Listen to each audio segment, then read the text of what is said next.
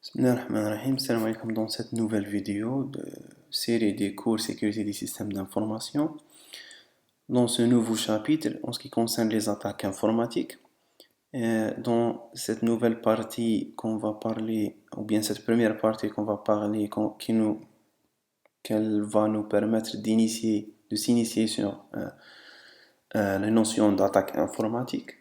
Donc, l'objectif de ce chapitre, c'est de comprendre la méthodologie d'une attaque. Quel est le cycle de vie d'une attaque? C'est quoi une attaque? C'est les facteurs qui permettent de réussir une attaque et ainsi d'apprendre des différentes attaques informatiques connues. Donc c'est quoi une attaque? C'est tout simplement l'ensemble des actions qui essaient d'exploiter les failles ou bien les menaces afin de compromettre l'un des objectifs de sécurité qu'on a défini dans l'introduction. Compromettre la confidentialité, par exemple, par le vol des mots de passe, par le vol des informations personnelles. Compromettre l'intégrité par la modification, par exemple, des salaires des employeurs d'une façon illégitime. Par compromettre la disponibilité, par exemple, par la coupure d'électricité. Même les accidents sont considérés comme des attaques. Donc, par exemple, comme on a dit, par la coupure d'électricité ou bien tout simplement par la destruction du matériel qui existe, ou suppression des fichiers, encombrement des rames de serveurs, etc. Et par exemple, compromettre l'authenticité, c'est comme par exemple le vol des brevets scientifiques, des inventions, etc. Donc, on a dit que l'attaque, c'est l'exploitation des failles et des menaces. Qu'est-ce qu'on voulait dire par failles et menaces? Menace, tout simplement, désigne tout danger, toute erreur qui existe dans l'environnement du système indépendamment de lui-même. Par exemple, on installe une société informatique dans un endroit où la température est toujours élevée. Donc, il faut prendre la température en considération. On a installé une salle, par exemple, de TP ou bien une salle informatique dans un endroit inondable qui contient beaucoup d'eau, beaucoup de fuites d'eau en fait. Un endroit où il y a beaucoup de séismes, c'est-à-dire toute erreur qui existe. Par exemple, ce qui est très connu, c'est en fait l'erreur humaine. C'est-à-dire l'être humain fait toujours des erreurs, fait toujours des fautes qui peuvent influencer la sécurité du système. Elle peut être par exemple une intention exprimée ou bien en fait démontrée, c'est-à-dire une menace qui est liée à un accident en fait ou bien qui est faite ou bien qui est exploitée d'une façon délibérée. Donc elle peut être un accident, elle peut être une source en fait d'un accident, d'une malveillance, etc. La vulnérabilité, par contre, c'est un défaut qui existe dans le système lui-même, quel que soit dans sa construction, dans sa conception, dans sa configuration, dans l'implémentation du système, dans des bugs, des logiciels utilisés, des outils utilisés, etc. Donc les vulnérabilités, c'est plus ou moins sont contrôlables par rapport à la menace. Donc on insiste toujours sur la différence. Il y a beaucoup de gens qui ne font pas de différence entre ces deux, entre vulnérabilité et menace. Menace, c'est un danger qui existe dans l'environnement du système. Et la vulnérabilité, c'est un défaut du système lui-même. En parlant de vulnérabilité, il est bien évident par contre de connaître ce site web là beaucoup plus durant la consultation par exemple ou bien lorsqu'on voulait utiliser un outil qu'on n'a jamais entendu parler surtout les outils inconnus. Ce site web, c'est un site web simple, c'est un site web connu, simple et officiel pour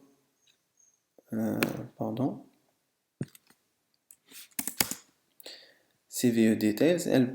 Il contient en fait tous les rapports de vulnérabilité qui existe. C'est des rapports qui ont cette forme-là.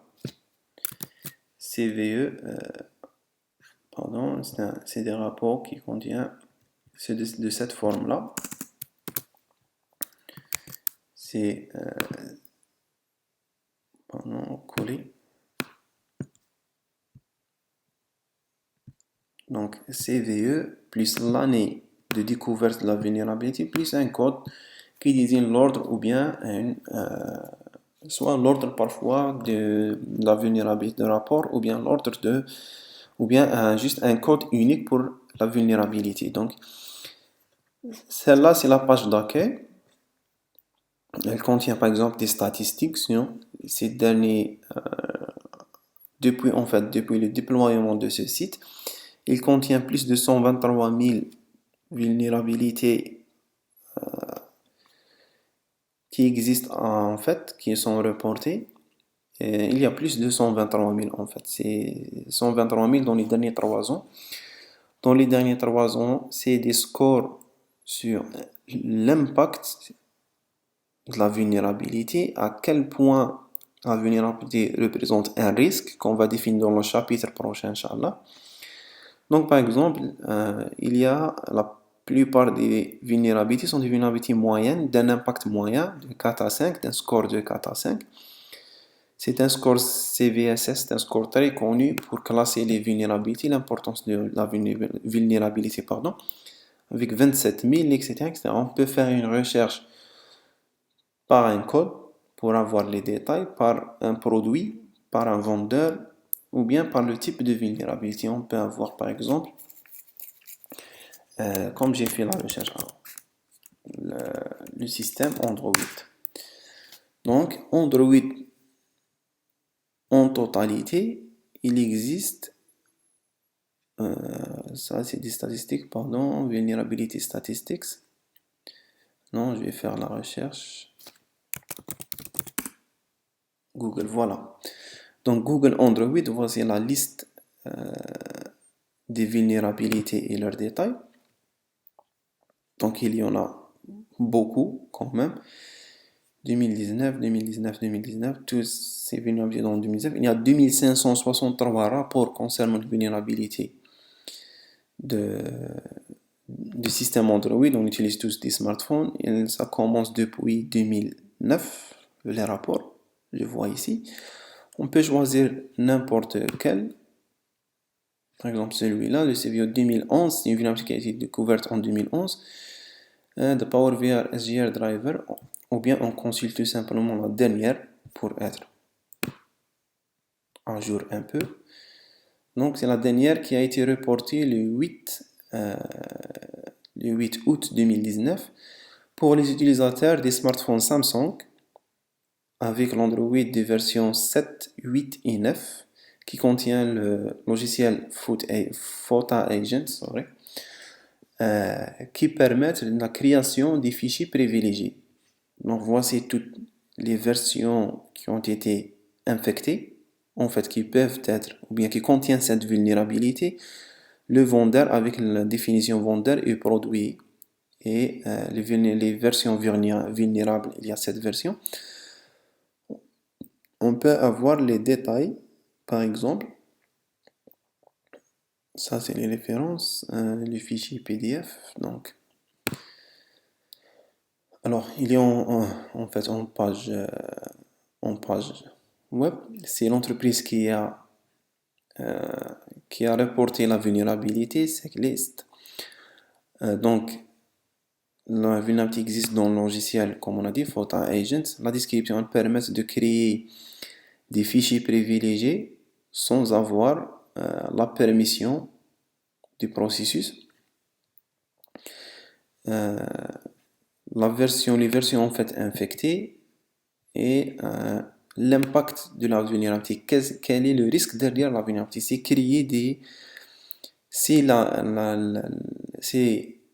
l'attaque exploitant cette vulnérabilité a été réussie, a été exécutée avec réussite, elle crée des fichiers arbitraires dans le système. Même des fichiers arbitraires peut-être qui peuvent, à la moindre des chances, de d'occuper d'espace mémoire et de gêner l'utilisateur d'utiliser son téléphone d'une façon propre.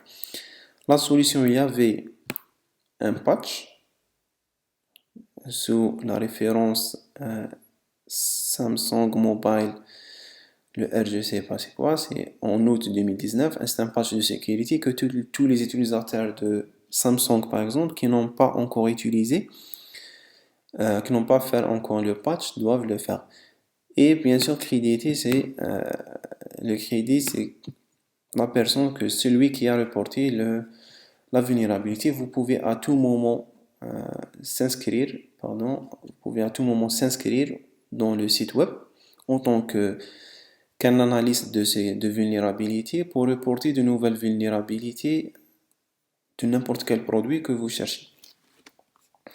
Donc, c'est une bonne étape qu'on doit passer par avant d'utiliser n'importe quel, même des sites web. Si on parle par exemple du site web, je vais voir un site web par exemple, pardon, facebook.com. Donc non seulement des produits, mais même, je vais voir la liste, Security Vulnerabilities of Facebook. Donc, il y avait 46 rapports ici. Je vais voir le dernier rapport de 2019 par exemple. On peut prendre n'importe quel exemple. Donc, c'est un WooCommerce. Donc, c'est une vulnérabilité sur un plugin de Facebook pour un plugin Facebook pour WordPress via Ajax, donc qui permettent de créer des. Il a un impact en fait. Donc, vous pouvez voir tous les détails. Je ne vais pas voir plus de ça en passant à notre cours. Donc, je vous conseille d'utiliser ce site d'une façon permanente. Donc, quelle est la motivation? Quelle est la raison qui pousse quelqu'un pour attaquer? En fait, pour attaquer, il y a plusieurs raisons pour attaquer un tel système, un tel réseau ou n'importe quelle victime. Soit pour le bien, et il y a des analyses spéciales en sécurité, ce qu'on appelle les pentesters, qui ont un rôle d'attaquer les différents produits, d'attaquer les différents systèmes et offrir des rapports détaillés sur leurs attaques aux vendeurs de produits. Bien sûr, afin de gagner de l'argent, c'est des postes, c'est des emplois qui existent. Ou bien pour le mal, ça, on n'a pas besoin d'exprimer ça, c'est pour le mal, pour causer du mal à un utilisateur, à un vendeur de produits, à un ensemble d'utilisateurs, à un gouvernement, ça dépend de la raison. Donc c'est soit pour par exemple obtenir un accès au système, soit par exemple pour collecter des informations personnelles, soit pour, ce que j'insiste beaucoup plus, sur utiliser le système de l'utilisateur comme un rebond, ce qu'on appelle les attaques par rebond. Si les attaquants utilisent cette attaque toujours avant d'attaquer des vrais systèmes, avant d'attaquer des systèmes importants, ils attaquent des utilisateurs simples pour utiliser leur matériel et leur système comme une source pour attaquer d'autres systèmes. C'est pour cacher la vraie identité et la vraie source d'attaque. Alors, faire attention de dire non, je suis un utilisateur simple, j'ai pas besoin d'assurer ma sécurité. Qu'est-ce qu'il voulait avoir pour m'attaquer? J'en ai rien, donc j'en ai rien à cacher. Oui, peut-être qu'en tant qu'utilisateur simple, qu'on n'a rien à cacher. Mais on peut être une source d'attaque et ça a un impact. Elle a un impact. Ces attaques ont un impact juridique sur la victime, l'utilisateur simple, plus que l'attaquant lui-même. Elle empêche la traçabilité d'attaque. D'accord? Donc, soit tout simplement pour utiliser les ressources du système, comme par exemple ce que fait la plupart des gens à pirater les Wi-Fi des voisins, les Wi-Fi des entreprises qui sont qui existent à côté de la maison pour avoir une bande passante élevée pour leurs raisons personnelles. Donc, sur quel niveau un attaquant peut-il intervenir? En fait, si on parle sur quel niveau, on parle de la chaîne de sécurité. La chaîne de sécurité qui représente une chaîne qui représente bien sûr une chaîne qui comporte l'environnement,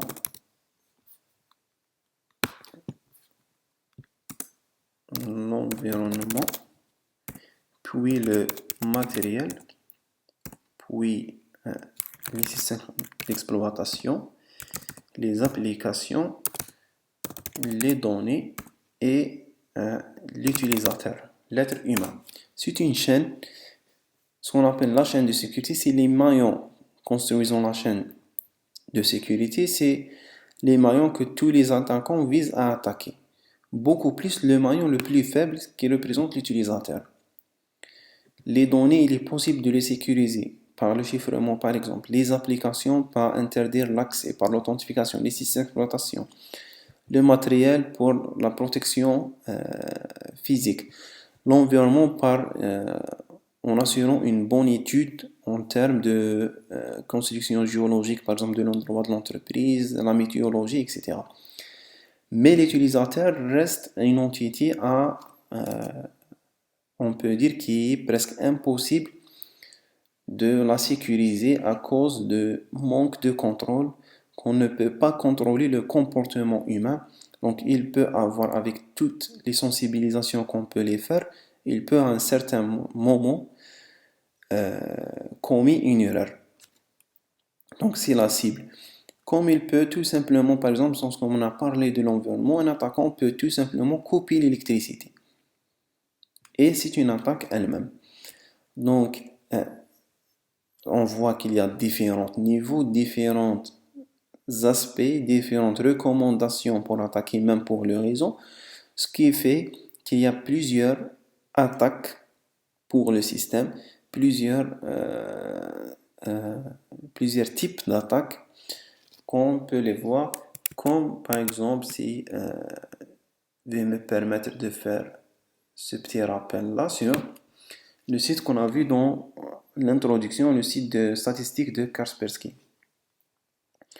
Donc il y a les types, par exemple ici, selon Kaspersky, il y a des infections locales, des menaces web, des réseaux d'attaque, des vulnérabilités reportées à Kaspersky, des mails de spam, des emails infectés qui n'ont pas été détectés comme spam, des analyses sur demande, etc. et des activités de botnet, etc. Donc il y en a beaucoup de types d'attaques, ce qui fait que il faut mieux de les classer selon des caractéristiques, selon des facteurs bien définis. Avant de partir à la classification des attaques, il est bien évident de connaître comment une telle attaque se fait, ou bien comment une telle attaque peut être réussie. Il y a, selon ces attaques avec leurs différents types, leurs différentes classes d'attaques qu'on va voir après, c'est toutes les attaques en fait, elles suivent tous un cycle de vie bien défini. Bien sûr, certaines attaques peut-être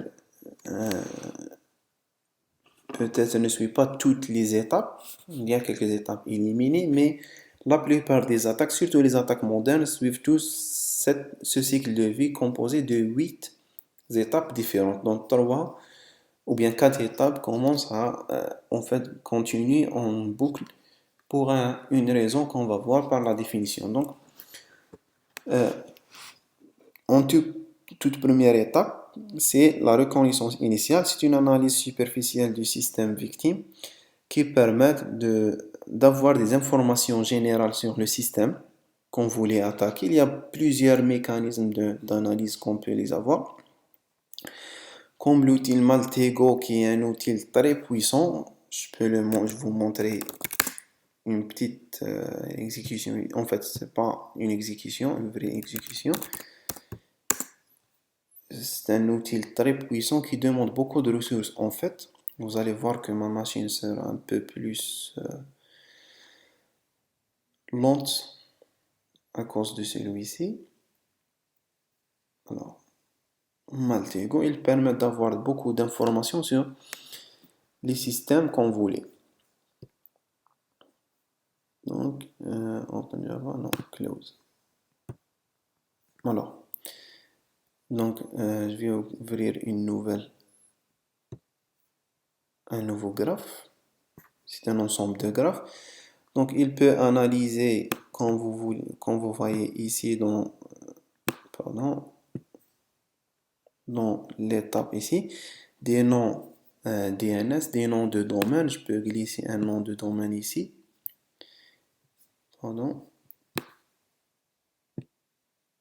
Et par exemple faire google.com. Donc c'est un nom de domaine. Je vais zoomer un peu. Voilà. C'est un nom de domaine Google. Je ne vais pas lancer l'analyse parce qu'il va commencer à récolter beaucoup d'informations. Ce qui est un peu dangereux pour le faire. Donc c'est juste des systèmes. Je voulais juste montrer qu'il y a des systèmes. On peut avoir des informations sur des noms, des adresses IP, des locations GPS, des fonctions d'achat, des personnes, des alias, des emails, n'importe quelle information, même des comptes Twitter, des comptes LinkedIn, etc. Donc Maltego, il y a aussi, par exemple, tout simplement faire une recherche Google. Si je vais faire par exemple cette recherche RTP, extension RDP, et avoir un fichier RDP quelque part. Donc par exemple, dans GitHub, c'est un fichier RDP, c'est des fichiers de remote desktop qui permettent de créer, en fait, c'est des machines, des serveurs qui sont à distance, qui existent. Je pense qu'il va télécharger celui-là. Non, alors, il contient justement 1 kilobit, pardon. C'est des petits fichiers qui permettent d'accéder à des machines à distance. On peut, pour avoir beaucoup plus d'informations, database, Google Hacking Database, ce livre-là, c'est un très bon livre. Alors, il y a ce site, il y a aussi même la version PDF de ce livre, Google Hacking Database. C'est un catalogue, soi-disant, de l'utilisation de Google, toutes les requêtes possibles dans Google qu'on peut utiliser pour avoir des informations sur un système. Il y a aussi un autre site web, par exemple, si on voulait avoir, c'est le site web archive.org. C'est un site qui contient un archive de tous les sites web ou bien tous les pages web qui existent avant, même celles qui ont été supprimées, peut-être des serveurs originaux, mais leur version archivée reste ici, même sur des livres, si vous voulez chercher des livres, des vidéos, des audios, des pages web, des softwares, ce que vous voulez. Il y a, comme vous remarquez ici, 431 milliards de pages web possibles. Si je voulais chercher, par exemple, je voulais chercher sur un site web, par exemple, on peut choisir n'importe quel site web. Je ne sais pas. Google n'a pas commis des changements, beaucoup de changements. Je vais chercher, par exemple, je vais chercher n'importe quel site, quelle page web. Donc il y en a beaucoup de pages web. On va choisir une page, pardon. On va choisir une des pages, cette page de journal. Donc il y a une connexion sécurisée avec celui quand même. Donc c'est un site d'un journal. Comme vous remarquez dans l'URL, il garde toujours le site web archive. vous allez voir sur cette page web là, Huffington Post, le journal Huffington Post, je m'excuse pour cette là. Donc par exemple, il s'est commencé, par exemple, il y a plusieurs changements dans ces plusieurs années. Depuis 2005, on veut remarquer ici, la date de création de site web. Si je clique ici, je peux avoir les pages qui ont été déployées en 2005 sur ce site web là. Donc je peux avoir n'importe quelle information sur le site web. Il y a aussi ce site web là, is.domaintools.com. C'est un très bon site web pour avoir des informations sur les serveurs de déploiement. Si on choisit par exemple google.com,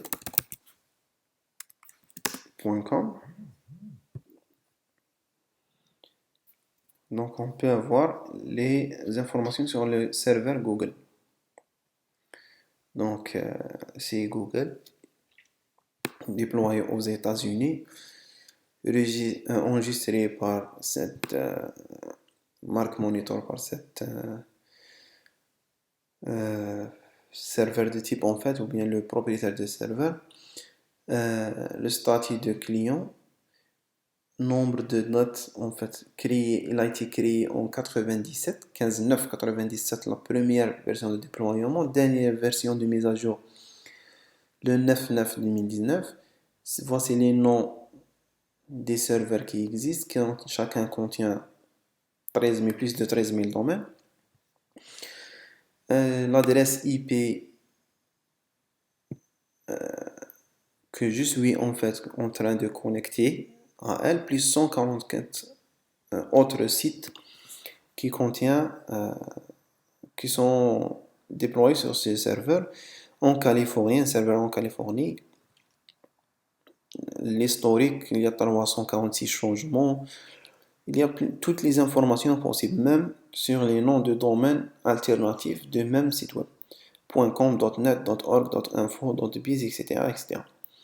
Donc c'est un autre site où on peut avoir plus d'informations. On peut passer par, avant d'ouvrir n'importe quel site, pour connaître est-ce que c'est un site plus ou moins suspect ou non. Il y a aussi le site web Netcraft.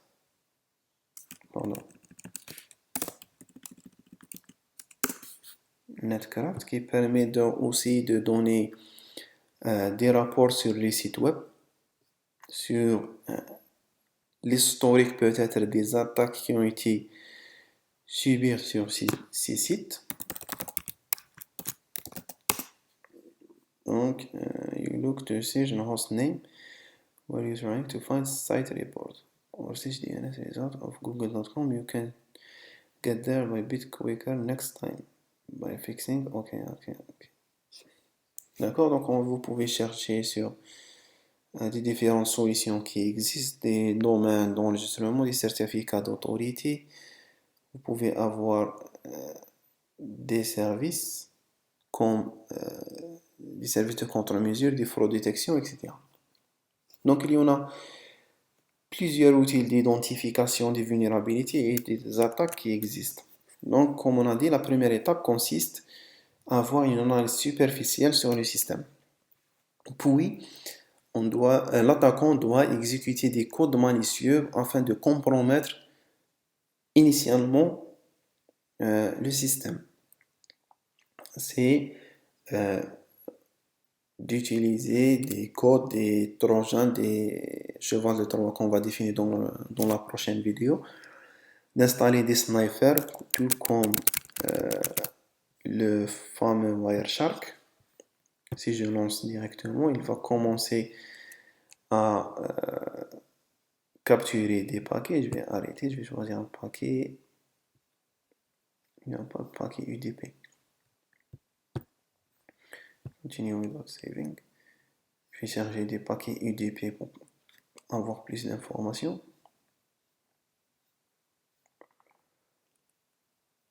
Donc, voilà. Je vais arrêter ici. Je vais voir celui-là.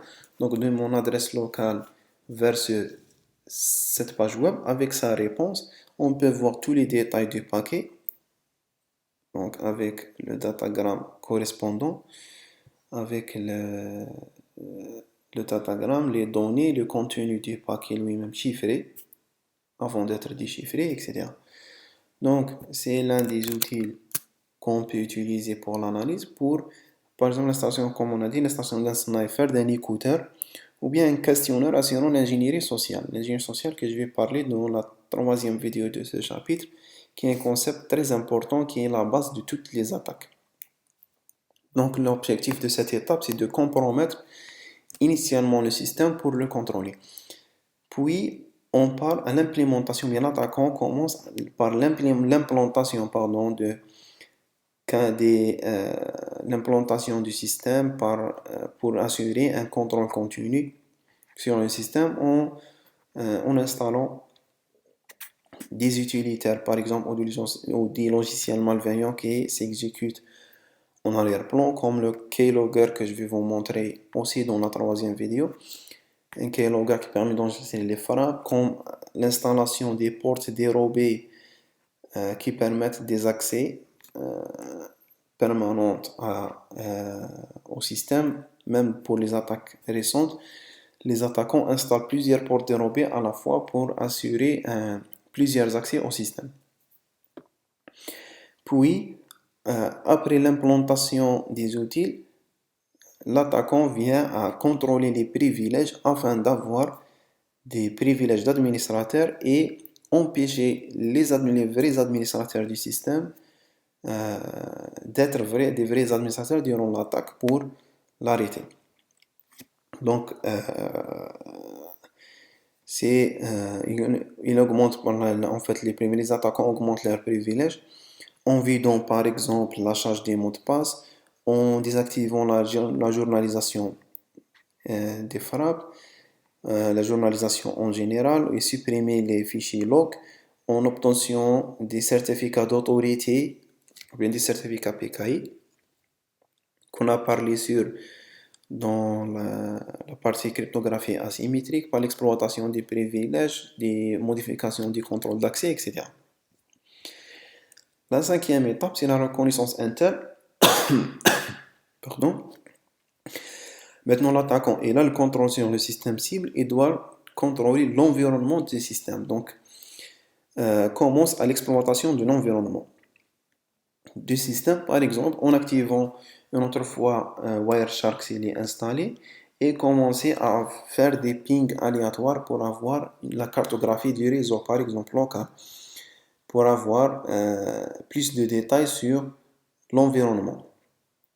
Ces détails permettent dans l'étape 6 de propager l'attaque, de la propagation de l'attaque, de passer du système déjà attaqué à d'autres systèmes qui ne sont pas attaqués dans l'environnement du système. Par exemple, de passer d'un PC du comptable vers le serveur principal, de passer du serveur principal vers le serveur des bases de données, etc. etc.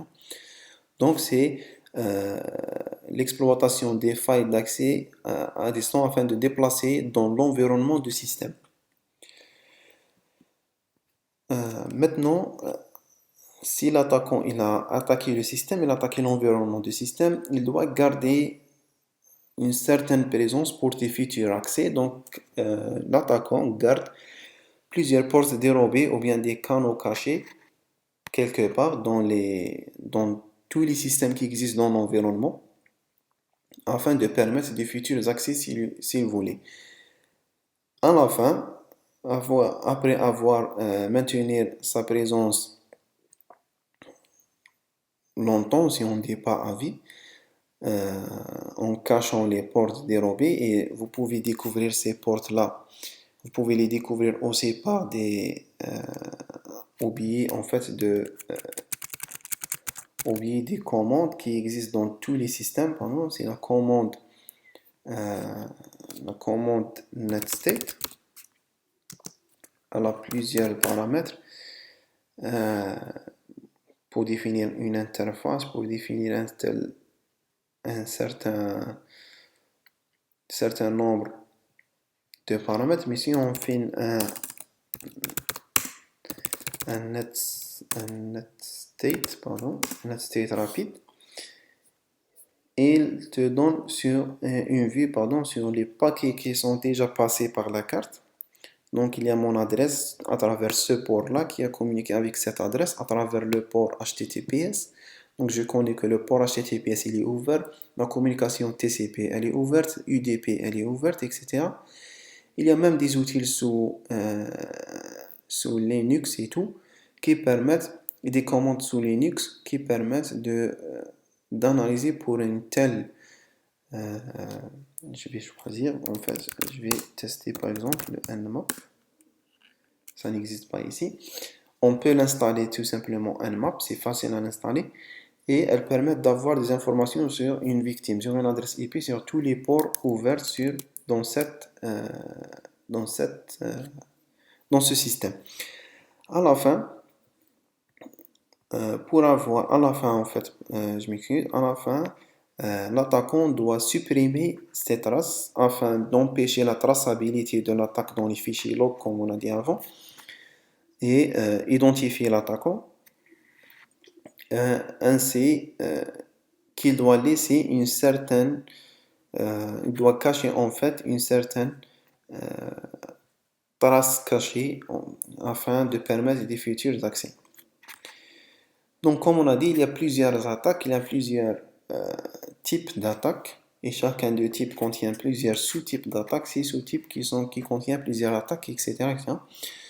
Donc il y a différentes classifications d'attaques, il y a 4 classifications principales d'attaques. Une attaque peut être une attaque interne, si la source d'attaque vient de l'intérieur, comme un employeur copie des fichiers secrets dans l'organisme dans son flash disk personnel, un employeur qui envoie des emails, un employeur qui interne, par exemple en Algérie, il y a un référentiel de sécurité informatique qui est créé en 2016 qui recommande fortement de ne pas utiliser les emails personnels pour partager des fichiers professionnels de l'entreprise. Donc, si la source d'attaque est de l'intérieur, c'est une attaque interne, ou bien si la source de l'extérieur, un pirate qui réussit à avoir le mot de passe Wi-Fi et à connecter à l'entreprise, donc utiliser l'internet dans l'entreprise, donc c'est une attaque externe. Une attaque aussi peut compromettre la confidentialité en tout simplement lisant les informations d'une façon non autorisée, ou bien compromettre l'intégrité par la modification illégitime des informations ou la suppression, ou bien compromettre la disponibilité en encombrant le réseau par un nombre important de paquets, en encombrant les RAM par des données, par des boucles infinies, des programmes qui permettent le buffer overflow, par la coupure d'électricité, ou bien tout simplement la destruction carrément physique du matériel qui existe, ou bien compromettre l'authenticité, comme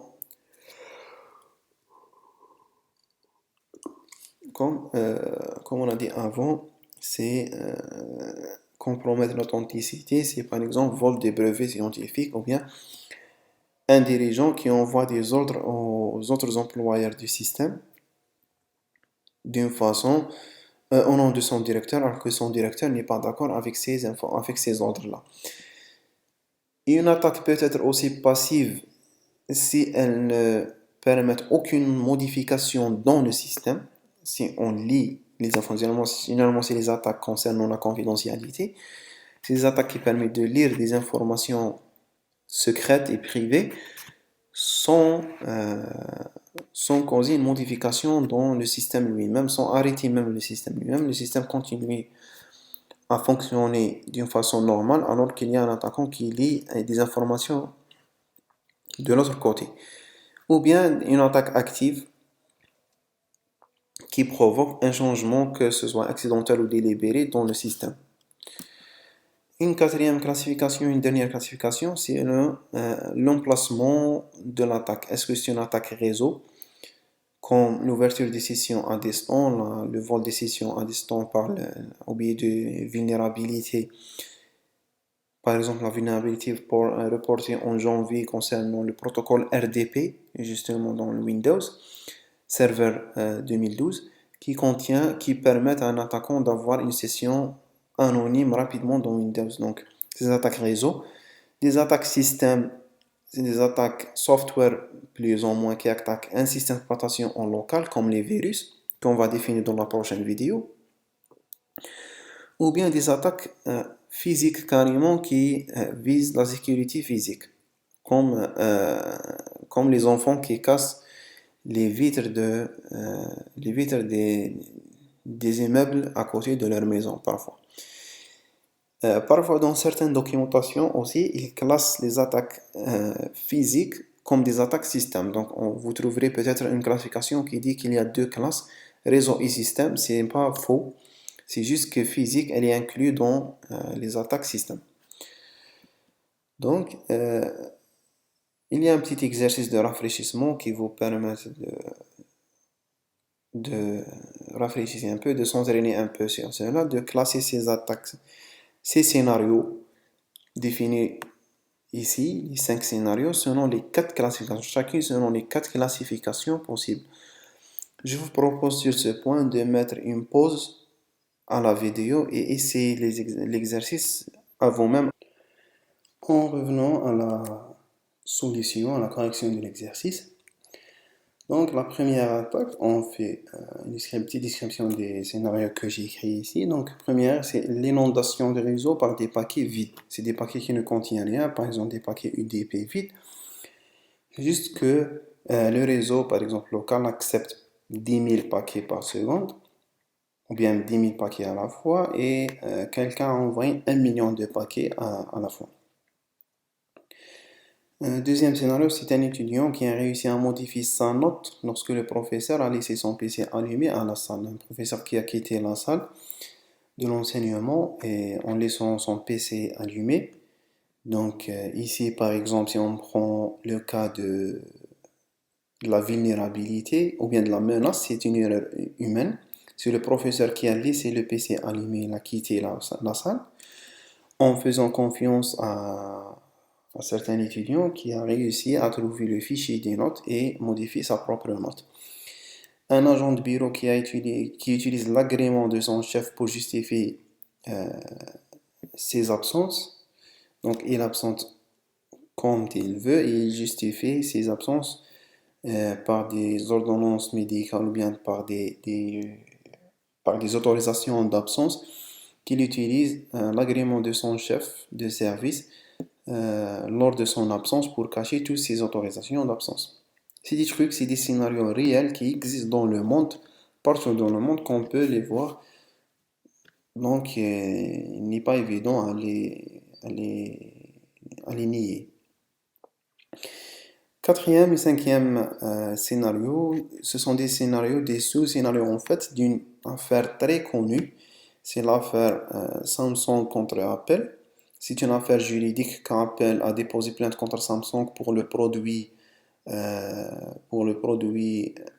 un brevet en fait d'invention concernant le Samsung Galaxy, qui s'est révélé que c'est un design primaire d'Apple qui a été divulgué de l'entreprise Apple et que Samsung a acheté ces designs par la personne ou bien de la personne qui l'a pris et du designer qui l'a pris. C'est un designer qui a été un employeur d'Apple, qui a été viré pour une raison ou une autre, qui a été viré d'Apple, mais personne n'a pensé au jour de sa sortie qu'il a possédé des designs chez lui. Donc, il a vendu les designs à Samsung. Samsung a donné le produit Galaxy. Donc, c'était une affaire très connue qui a été finie par que Samsung a payé une rançon à Apple que 30 millions de dollars, je pense, si je me souviens bien. C'est 30 millions de dollars que Samsung a payé à Apple comme une rançon, comme un prix de résultat de cette attaque, pour remplacer l'impact qui s'est arrivé. Donc, on a pris le cas lorsque le designer a pris les designs avec lui et le scénario lorsque Samsung a lancé son produit Galaxy qui s'est devenu un produit très populaire, presque similaire à l'iPhone, moins cher que l'iPhone lui-même. Donc pour le premier scénario, une première classification peut être interne ou externe. La source, ça dépend de la source des paquets. Est-ce que c'est des paquets d'une machine du système ou de l'extérieur du système? Elle vise bien sûr la disponibilité euh, du système. Donc elle arrête carrément, elle bloque le réseau, elle encombre le réseau par des paquets. C'est une classification active, et c'est une attaque pardon, active parce que une fois le réseau est encombré, une fois le réseau est bloqué, tout le système s'arrête. Donc c'est une attaque active qui commet des changements, qui arrête au moins le système pendant un temps. Et c'est une attaque réseau parce qu'elle contient des paquets réseau, ça c'est clair. Pour le deuxième scénario, l'étudiant cite une entité du système d'information concernant cours, examen et tout le processus, tout le système scolaire. Donc, c'est une attaque interne qui arrive de l'intérieur. C'est une attaque qui vise l'intégrité puisque l'étudiant a changé alors qu'il n'est pas autorisé à donner une note à lui-même. C'est une attaque active, bien sûr, parce qu'il a changé déjà l'attaque, il a changé déjà, pardon, la note. Et c'est une attaque système parce que l'étudiant a arrivé au fichier, en fait, qui a été modifié. C'est l'attaque qui a touché le fichier des notes. Pour le troisième scénario concernant l'agent de bureau qui autorise lui-même à des absences, donc c'est une attaque interne puisque c'est un agent de bureau qui vise l'authenticité puisqu'il utilise l'agrément de euh, de son chef. Elle peut être aussi une attaque d'intégrité, pardon, puisqu'il fait des changements de système en ajoutant des autorisations à son nom dans le système. C'est une attaque active, bien sûr, parce que l'absence de l'agent peut provoquer des changements dans le système, peut provoquer un retard de certaines procédures dans le système d'information, bien sûr. On parle toujours du système d'information, on ne doit pas oublier ce point-là. Et c'est une attaque physique, puisque l'agrément, c'est un agrément physique, et le papier, c'est un papier physique qu'on peut cacher. On peut aussi dire que c'est une attaque système. Pour le quatrième scénario, c'était un piège, en fait, que ce n'est pas vraiment une attaque, mais beaucoup plus une vulnérabilité. Parce que dans l'affaire, si vous lisez les détails de cette affaire dans le web, le moment où le designer a copié les designs, il a pris avec lui à la maison, c'était la politique, c'était un employeur interne d'Apple avant d'être viré. Et la politique d'Apple euh, permet aux designers de prendre les designs avec eux à la maison pour travailler à l'aise, pour travailler dans toute sécurité. Donc, l'erreur, c'était pas qu'il a copié, l'erreur, c'est qu'ils n'ont pas contrôlé est-ce qu'il a des designs ou non, est-ce qu'il a des copies ou non, quelque part. Et le contrat entre le designer et l'entreprise n'a pas désigné que l'entreprise peut suivre peut suivre cet employeur en cas de divulgation d'informations. En fait, dans cette affaire, j'ajoute une information que le designer a été jugé comme non coupable dans l'affaire. Euh, le dernier scénario, c'est c'est le produit en fait Galaxy. C'est une attaque externe, bien sûr, parce que Samsung qui a proposé Galaxy, qui a essayé d'avoir un brevet d'invention sur quelques caractéristiques de Galaxy alors que le design principal était pour iPhone. Donc, c'est une attaque d'authenticité. C'est une attaque passive parce que pratiquement, même indirectement, elle a causé que les gens préfèrent Galaxy plus que l'iPhone, perdent quelques clients, mais quand même, Apple avait sa propre place chez ses clients. Même en termes de sécurité, il est très connu que le produit d'Apple est plus performant que d'autres produits. On peut même, euh, on peut même avoir ça. Donc, on a ici consulté par exemple l'Android. On peut voir Apple, d'accord, iOS. Donc, list of vulnerabilities. On a dit qu'il y a pour Android, il y avait 2500 et quelques vulnerabilities. Pour Apple, il y avait 1655. Donc, bien sûr, j'ai parlé d'Android en général. On peut parler sur des produits plus, plus précis qu'Android. Donc, c'est en termes de sécurité. Donc, c'est une attaque passive qui n'a pas touché vraiment la productivité de Apple.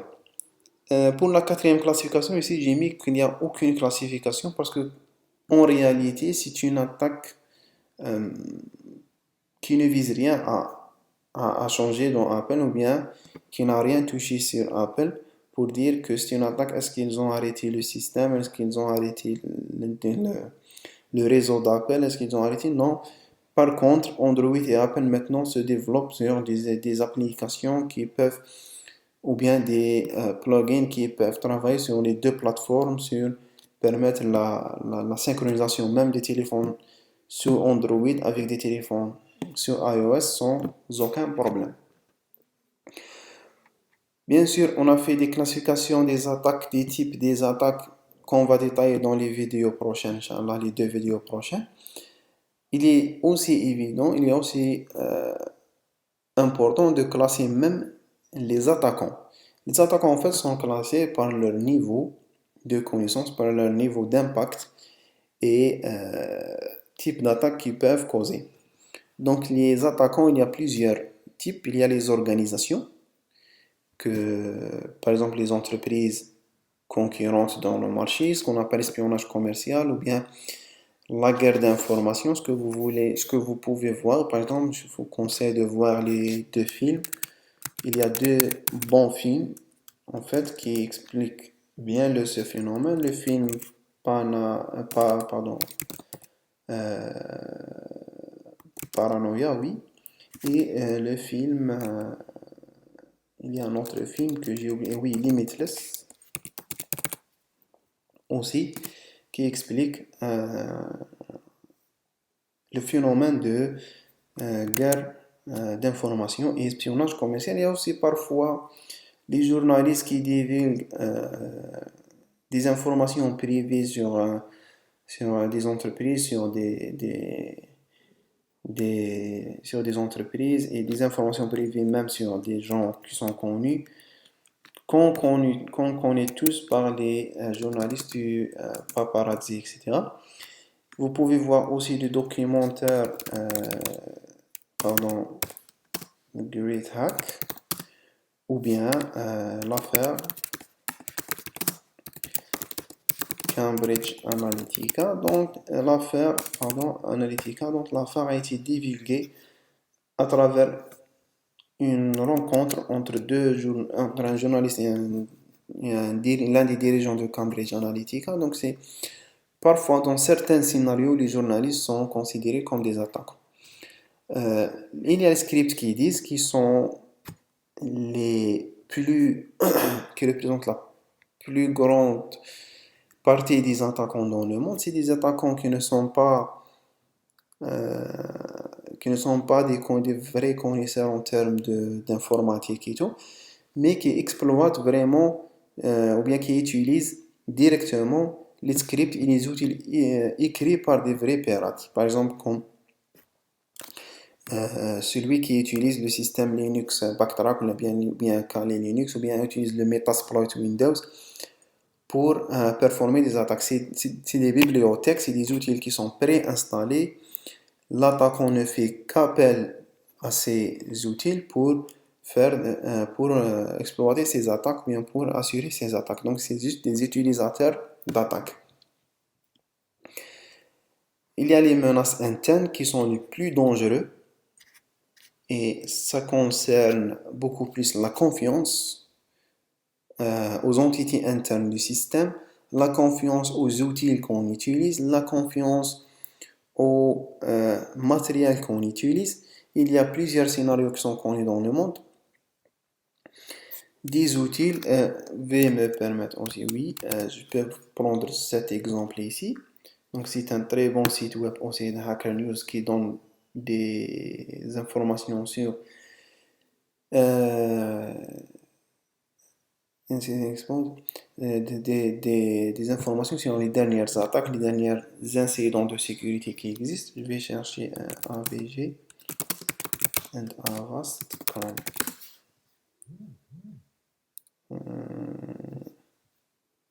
Voilà, c'est cet article en ici que je cherche.